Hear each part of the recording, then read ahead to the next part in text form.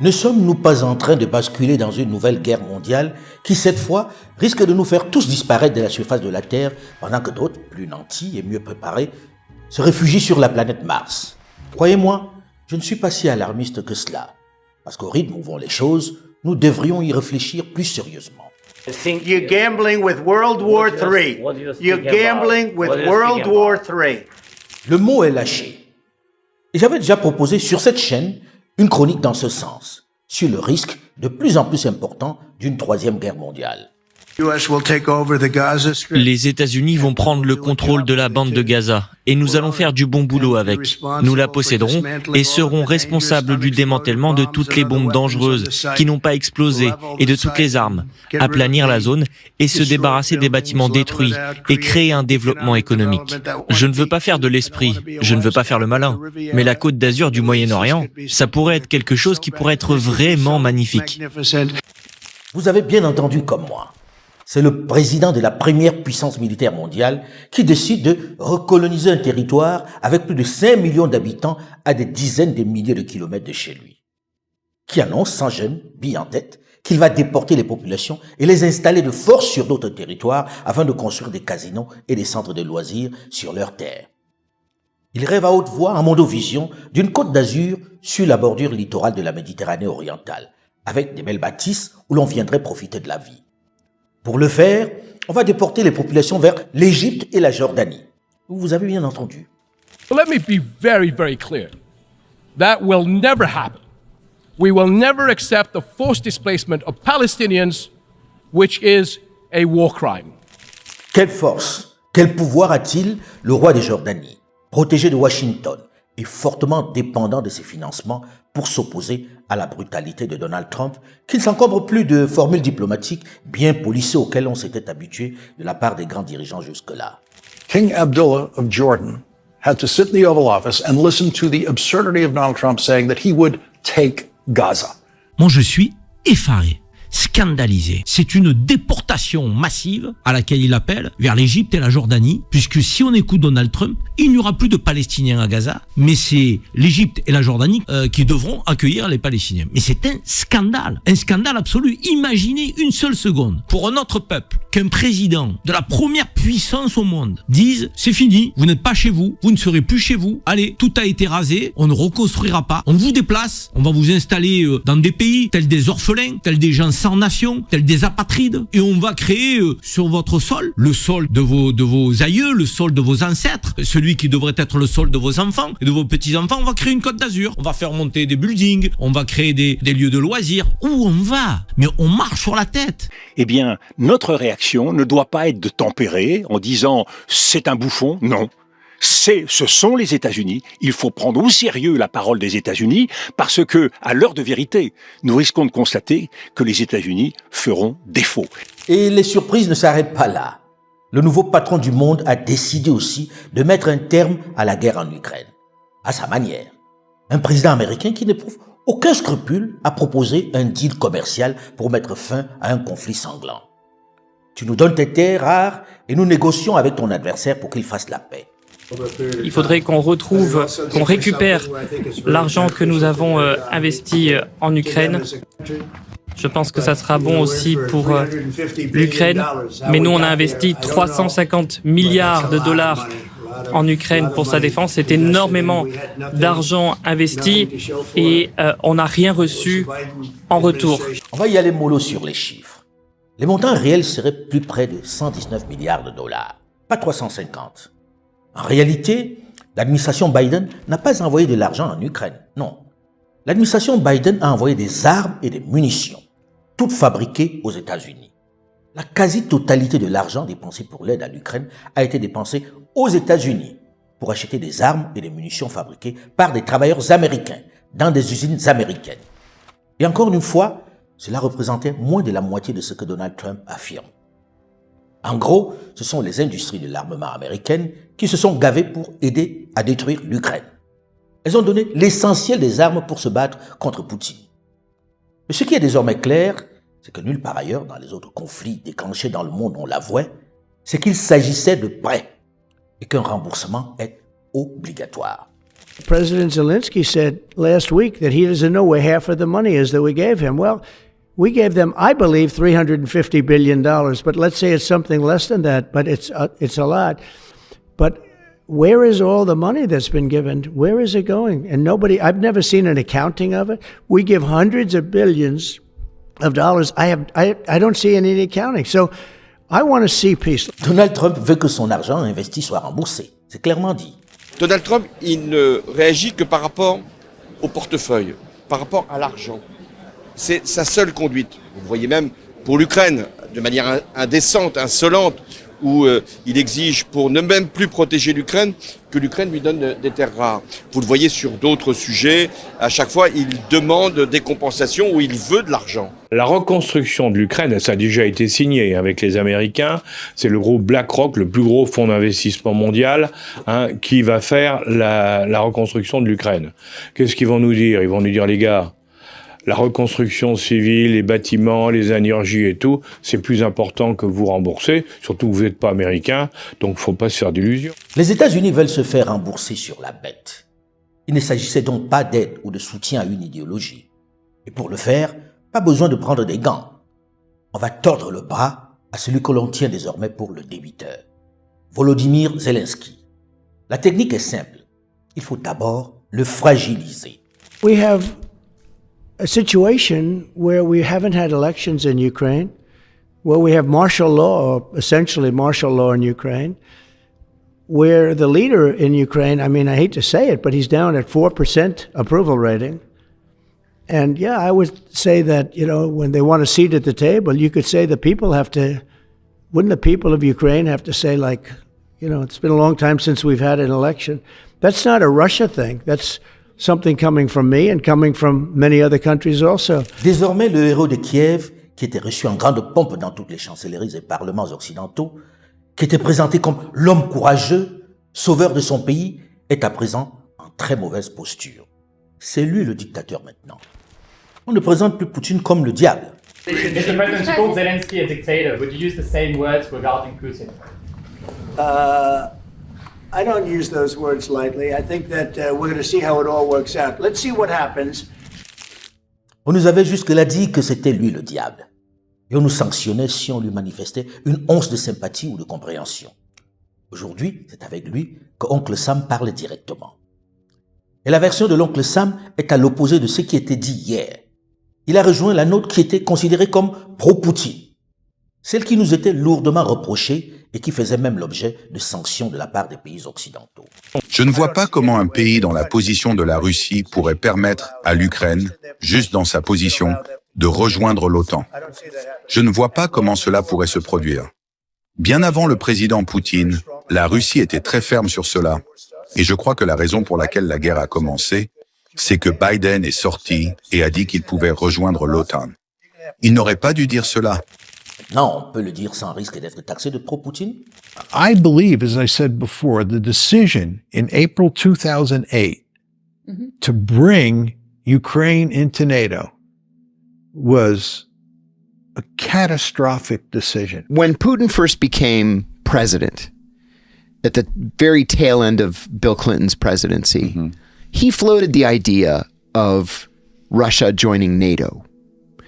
And Clinton said, yeah, I don't think we really like that idea. Russia? Yeah, Russia joining NATO. We don't really like that idea very much. And he said, okay, if you won't let Russia in NATO, at least don't allow any of the countries on our border to join NATO. And Clinton said, that we can agree to.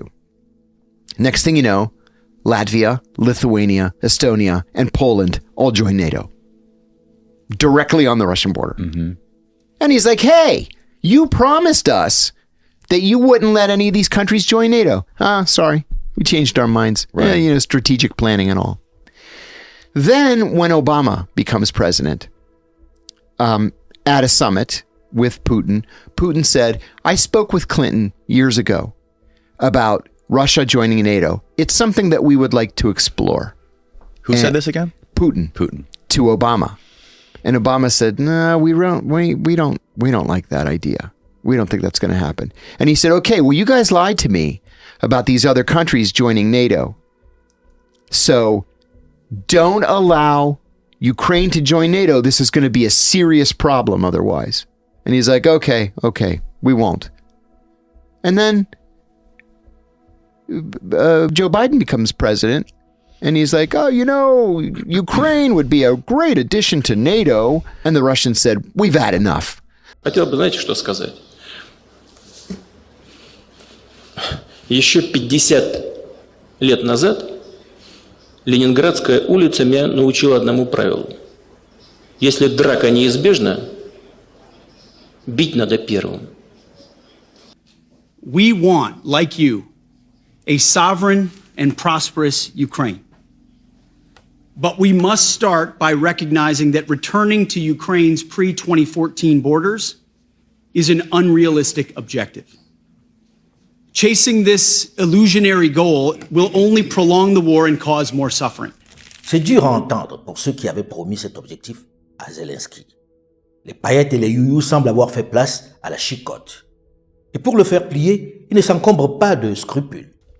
He was really good at was playing Joe Biden like a dictator without elections. I love Ukraine, but Zelensky has done a terrible job. His country is shattered, and millions of people have unnecessarily died. And you can't bring a war to an end if you don't talk to both sides. You got to talk. They haven't been talking for 3 years. So we hope to see a ceasefire soon and to reestablish stability in Europe and the Middle East. Le vent a tourné et le guerrier d'hier a le moral dans les chaussettes. Aujourd'hui, nous ne pouvons pas reprendre tous nos territoires. If you want real security guarantees, if you want to actually ensure that Vladimir Putin does not invade Ukraine again, the very best security guarantee is to give Americans economic upside in the future of Ukraine. The security guarantee and also the economic guarantee for Ukraine is to rebuild the country and ensure that America has a long-term interest. Can Ukraine survive without U.S. military support? Probably it will be very, very, very difficult. Le pauvre Zelensky, le dos au mur, est désormais confronté à sa réalité de petite nation lâchée par ses alliés d'hier qui le poussaient à détruire son beau pays. Et les Américains, du moins la Maison-Blanche, va s'appliquer à le rendre le plus fragile possible. Déjà, on négocie sans lui. On parle désormais de l'issue de la guerre avec Poutine sans l'associer à la négo. Ce n'est pas tout. Lorsqu'on l'invite enfin à la Maison-Blanche, c'est pour lui donner l'estocade finale. What was your second question? My second question for President Zelensky. Why don't you wear a suit? Why don't you wear a suit? You're at the highest level in this country's office and you refuse to wear a suit. Just want to see if do you own a suit? Yeah, problems. A lot of Americans have problems with you not respecting the dignity of this office. I will wear a costume after this war will finish. Okay. Yes, maybe one. Maybe something like yours. Yes. That'd be great. Maybe something better. I don't know. Yeah. We will see. Maybe something cheaper than. Yeah. Thank you. Bizarre cette question du journaliste américain qui n'a pas posé la même quelques jours plus tôt à Elon Musk qui est arrivé en t-shirt, jeans, casquette et manteau flanqué de son garnement qui ne tenait pas en place et qui invitait le président Trump à la boucler. Il faut dire qu'Elon Musk est le maître à la Maison-Blanche. Il peut se permettre de venir même en maillot de bain s'il en a envie. Mais cette attaque sur la tenue vestimentaire de Zelensky n'est qu'un avant-goût du traquenard que lui ont préparé les plus hautes autorités américaines. First of all, during the war, everybody has problems. Even you, but you have nice ocean and don't feel now, but you will feel it in the future. God bless. You don't know that. God bless. God bless. You will not have a war. Don't tell us what we're going to feel. We're trying to solve a problem. Don't tell us what we're going to feel. I'm not telling you. Because you're in no position to dictate that. Remember this. You're in no position to dictate what we're going to feel. We're going to feel very good. You will feel influence. We're going to feel very good and very strong. You will feel influence. You're right now not in a very good position. You've allowed yourself to be in a very bad position, and he happens to be right about it. From the very beginning of the war. You're not in a good position. You don't have the cards right now. With us, you start having cards. But right now, you don't. You're playing cards. You're playing cards. You're gambling with the lives of millions of people. Dites-vous que ceci se passe dans le bureau ovale, le cœur du pouvoir occidental. Et les termes sont bien ceux que vous avez écoutés. If you will speak very loudly about the war, you He's can... not speaking loudly. He's not Yeah. speaking loudly. Your country is Can I- in big can- trouble. can I Wait a answer? minute. No, Can you've I done a lot answer? of talking. Your country is in big trouble. I know. You're not I winning. know. You're not winning this. I...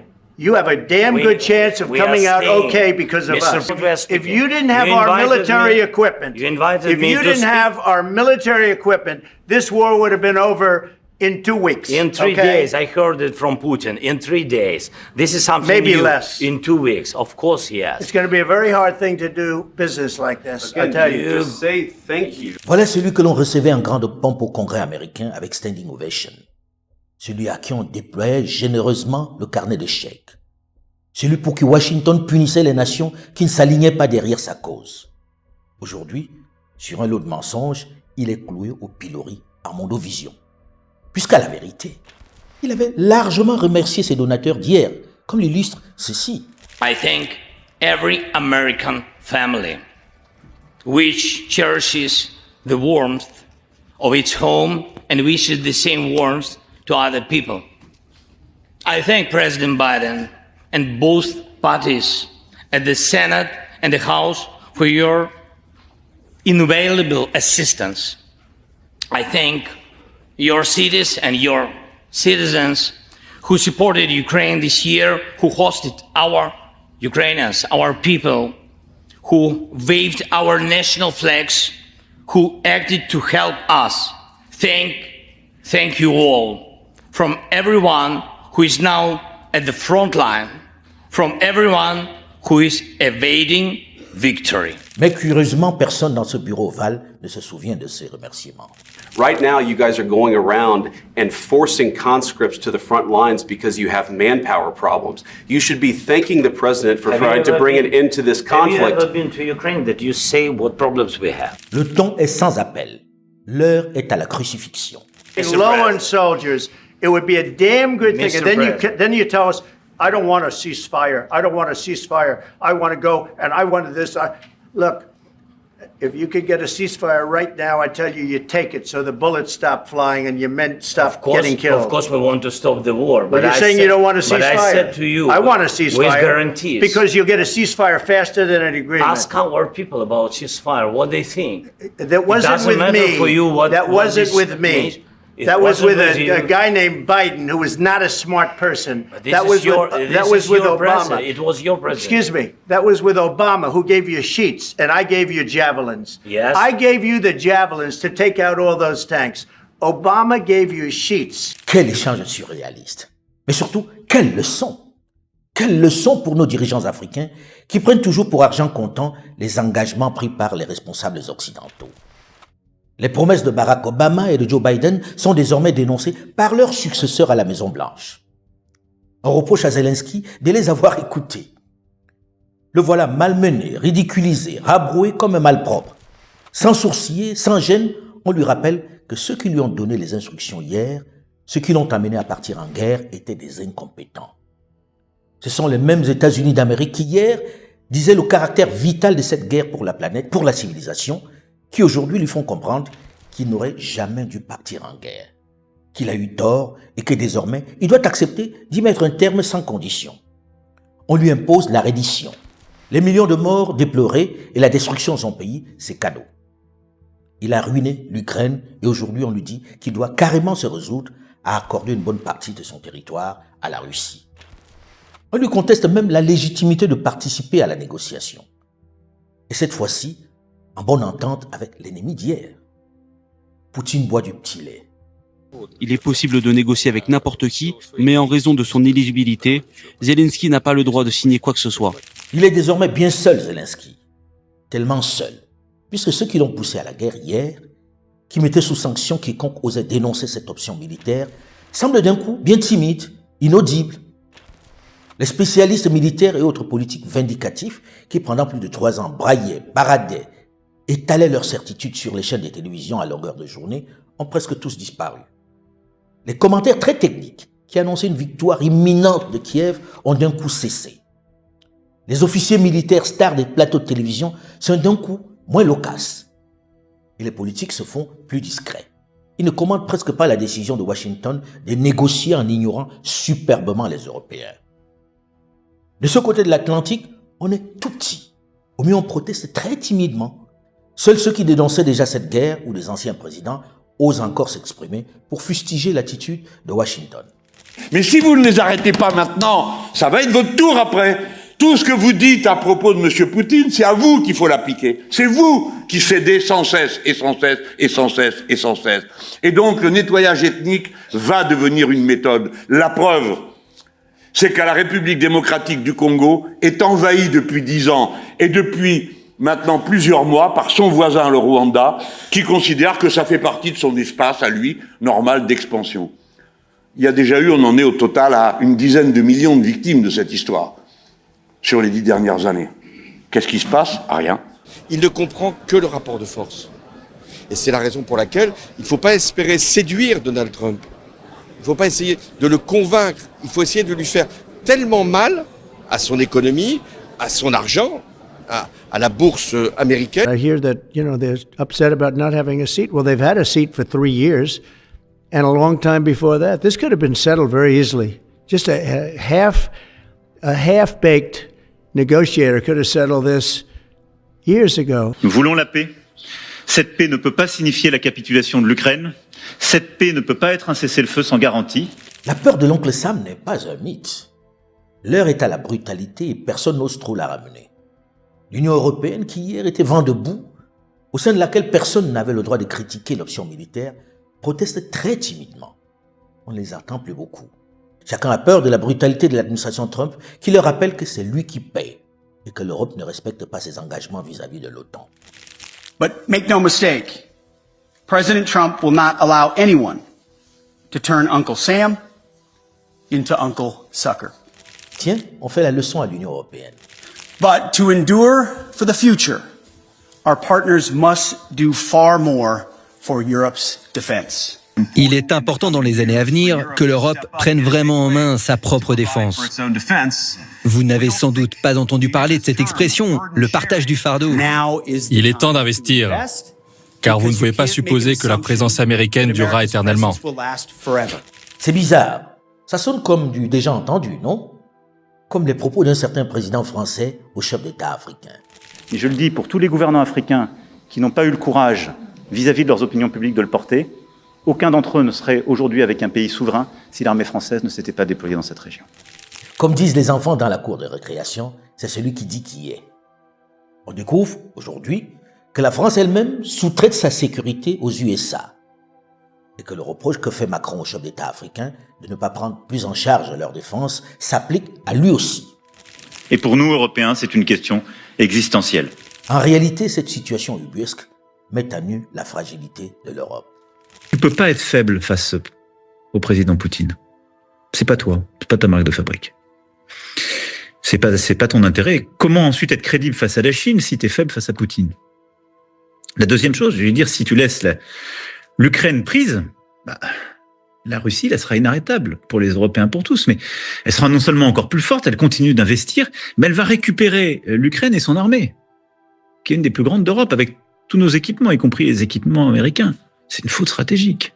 Il ne comprend que le rapport de force. Et c'est la raison pour laquelle il ne faut pas espérer séduire Donald Trump. Il ne faut pas essayer de le convaincre. Il faut essayer de lui faire tellement mal à son économie, à son argent, à la bourse américaine. Il est particulièrement douloureux que nous, Européens, essayons maintenant d'apprendre dans les journaux les négociations entre la Russie et les États-Unis sur l'Ukraine. Parce que nous avons manqué le moment, les dirigeants des grands pays d'Europe ont manqué le moment où ils auraient pu être les initiateurs de cette question. Face à l'humiliation qui lui est infligée, en l'excluant quasiment des négociations de paix sur l'Ukraine, l'Europe est penaude et se divise. En un jour, Donald Trump a ridiculisé l'armée de bureaucrates à Bruxelles. Il a fait plus en un jour pour les Américains que toutes vos piles de papier pour les Européens en 50 ans. Terminer l'écologie punitive, terminer l'OMS et les fraudes à l'humanitaire. Et les nations européennes sont manifestement divisées. Je fais partie des responsables politiques qui ne souhaitent pas continuer la guerre, parce que la guerre est un drame. Le ton n'est plus des plus cordiaux au sein de cette Assemblée européenne. C'est le désarroi. Désormais, les autorités européennes négocient toute honte bue leur participation pour parler de paix, à ce qui s'apparente à une reddition en rase campagne. Je suis très en colère par rapport à nos dirigeants européens que je considère être comme de vrais amuseurs publics mélangés avec des somnambules. C'est-à-dire qu'ils sont aux prises avec une réalité qu'ils ne veulent pas. Ils sont dans le déni permanent depuis Minsk, mais surtout depuis le début de la guerre. Il y a une fable de La Fontaine qui s'intitule « Cocu, battu et content ». Et parfois j'ai l'impression que Jean de La Fontaine parlait de l'Europe face aux États-Unis aujourd'hui. La politique américaine depuis 80 ans maintenant a été que l'Europe n'aboutisse jamais et qu'en particulier, il n'y ait pas d'Europe de la défense. Vous diriez que ce ne sont plus nos alliés, les Américains ? Alors, on juge un arbre à ses fruits. De la façon, ils nous traitent comme des ennemis et ils vont faire la cour à notre ennemi, à notre ennemi, notre adversaire, notre challenge stratégique. Vous voyez, on cherche des mots polis. Mais fondamentalement, quand on a le président des États-Unis qui se sent beaucoup mieux avec des dictateurs qu'avec des démocrates, on a un vrai problème.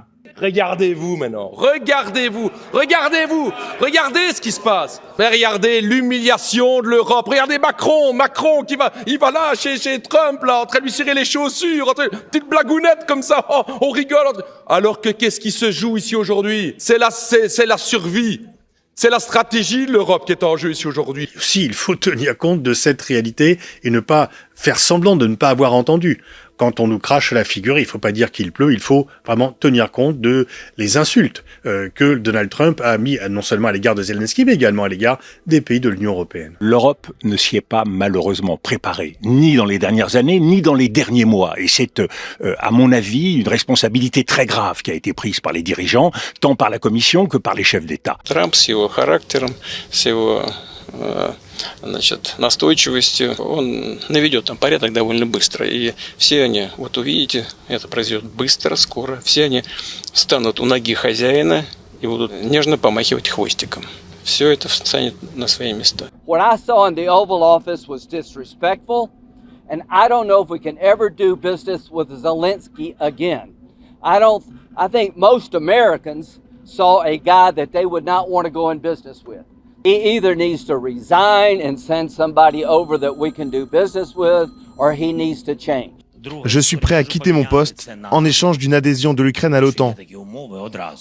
Sous de telles conditions, je le fais immédiatement. En fait, on a fait exactement ce qu'on fait avec un enfant gâté.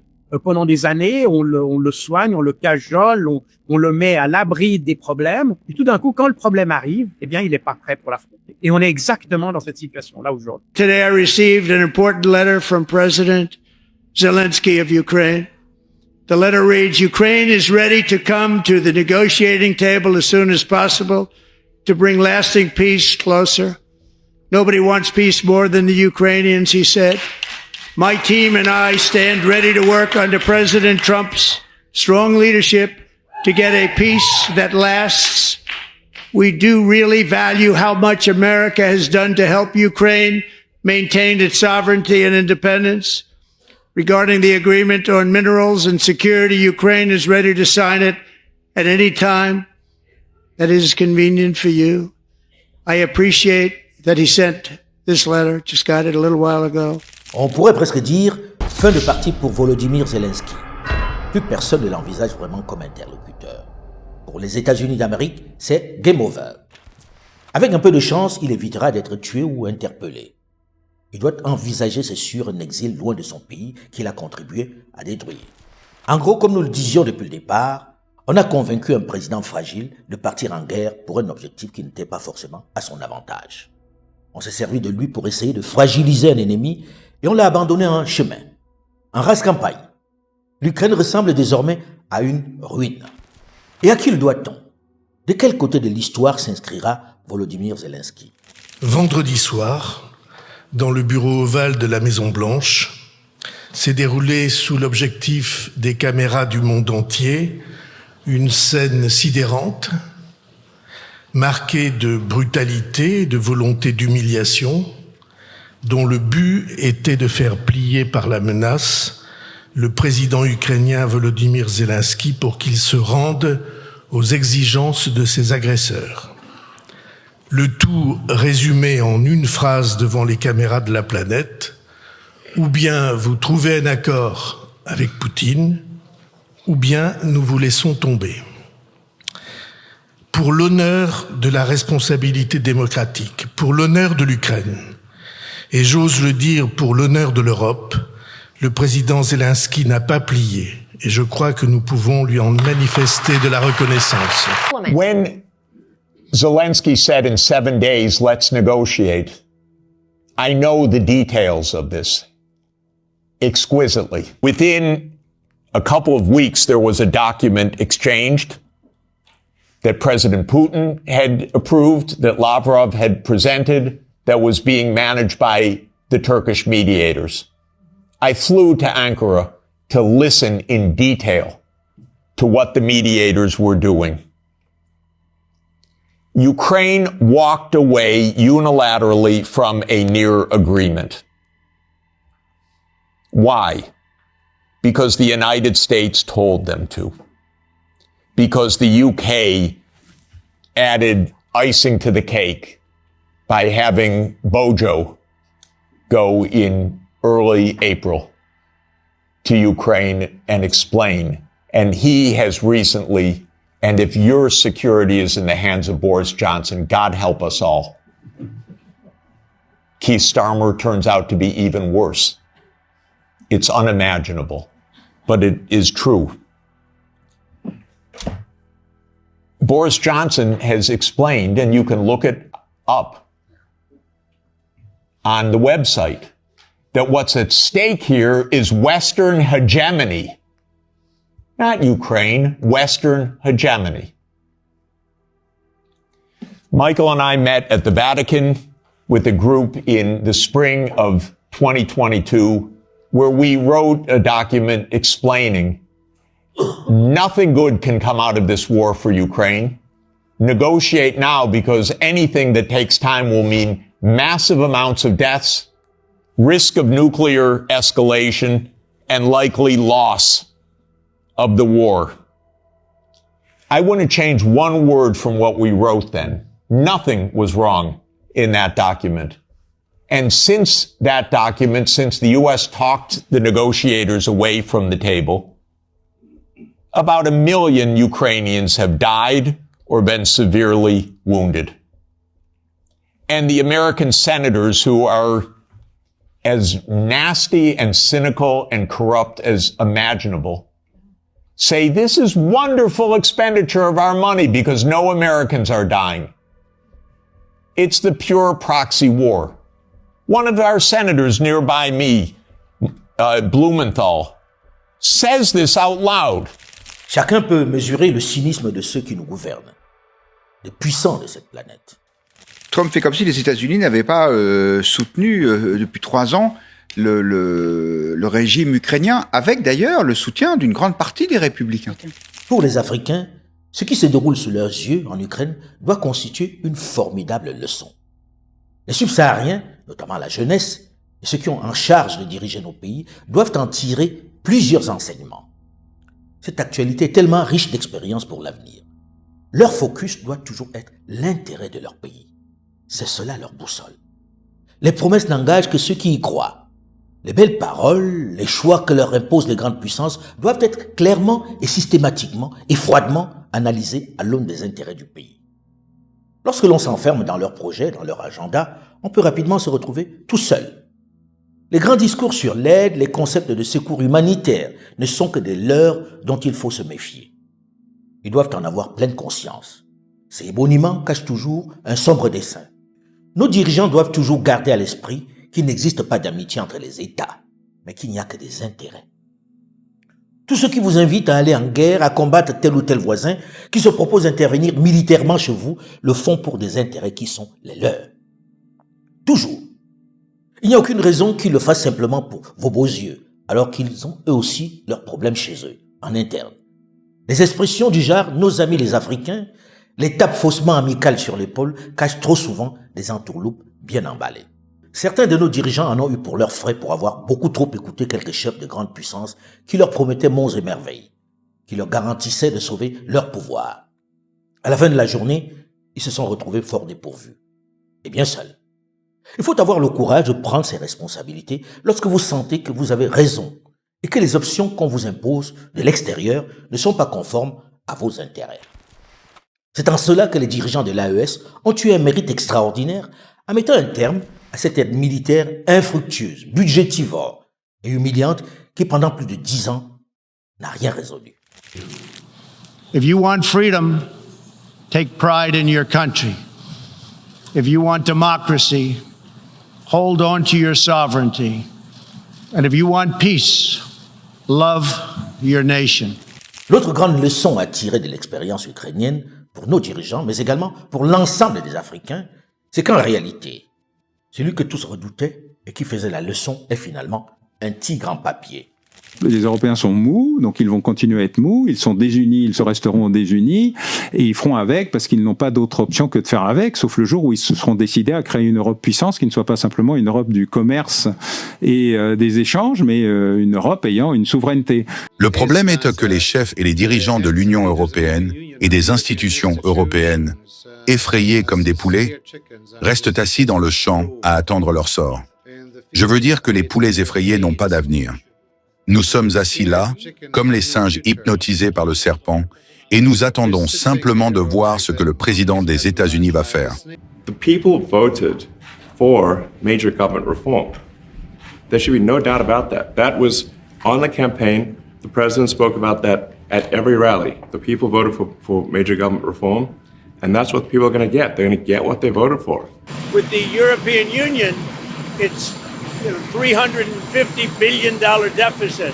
So obviously something's going to take place there. Il y a quelques années, il y a une quinzaine d'années, on va dire environ, nos économies étaient comparables. Je parle de l'ensemble de l'Union européenne avec les États-Unis. Aujourd'hui, le PIB américain, c'est 27 000 milliards de dollars. Ce qui est le PIB de l'Europe, c'est 17 000 milliards de dollars. Donc on est décroché. The UK is way out of line. You know, we have over a $300 billion deficit. They don't take our cars. They don't take our farm products. They take almost nothing. And we take everything from them. Millions of cars, tremendous amounts of food and farm products. So the UK is way out of line, and we'll see the UK, but European Union is really out of line. UK is out of line, but I'm sure I think that one can be worked out. But the European Union it's an atrocity, what they've done. Arrêtons de rêver, arrêtons de jouer les matamores. On n'est plus dans la position de faire des effets de gros bras. Et si un jour on devenait réaliste et qu'on disait voilà réellement nos objectifs, les moyens que nous pouvons mettre et la stratégie qui en découle. L'Europe est le grand perdant de cette aventure. Son image a été fortement écornée. La vérité est sortie au grand jour. La grande donneuse de leçons sous-traite elle aussi sa sécurité. Depuis 1949, et en réalité depuis que Truman avait dit que les États-Unis allaient prendre la tête du monde libre, les pays d'Europe occidentale et les pays d'Europe sont protégés de la menace notamment qui vient de Moscou par les États-Unis. Elle est en panique lorsque le grand frère américain lui tourne le dos. Elle est en panique lorsque l'oncle Sam se rapproche de l'ennemi désigné d'hier, la Russie. On la voit courir dans les jupes de Washington pour quémander son soutien, pour la supplier de ne pas la lâcher. L'image est forte. Le ballet diplomatique des dirigeants européens à la Maison-Blanche pour convaincre Donald Trump de les associer à la discussion et de continuer de soutenir l'Ukraine. Traditionnellement, c'était les dirigeants africains qui se bousculaient dans les chancelleries occidentales pour quémander leur aide militaire. Ils étaient traités comme des mendiants. You know, they get their money back by giving money. We don't get the money back. Biden made a deal. He put in $350 billion. And I thought it was a very unfair situation. We're not getting all of ours. I mean, quite a bit of ours was gifted. It was given. There were some loans, but mainly it was gifted, actually. Avant, c'était In God We Trust, et maintenant, l'impression que c'est In Money We Are. Regardez le deal sur les minerais. C'est clair maintenant. De grondstoffen van Oekraïne in de pocket direct voor het Amerikaans imperialisme. C'est ça, monsieur le Premier ministre. Le spectacle d'Emmanuel Macron, puis du Premier ministre de Grande-Bretagne, Sir Keir Starmer, à Washington, le discours professoral du vice-président des États-Unis, J.D. Vance, aux Européens, a fini de convaincre la planète entière que le tigre qui montrait ses crocs et ses griffes est un tigre en papier. Que la démonstration de puissance qu'elle affichait était factice. Elle qui pendant des mois et des mois menaçait de mettre à genoux la Russie, qui chaque jour sur les médias, avec des grands spécialistes militaires, nous promettait la fin de la Russie, n'a finalement pas les moyens de se battre contre cette grande puissance. C'était du vent.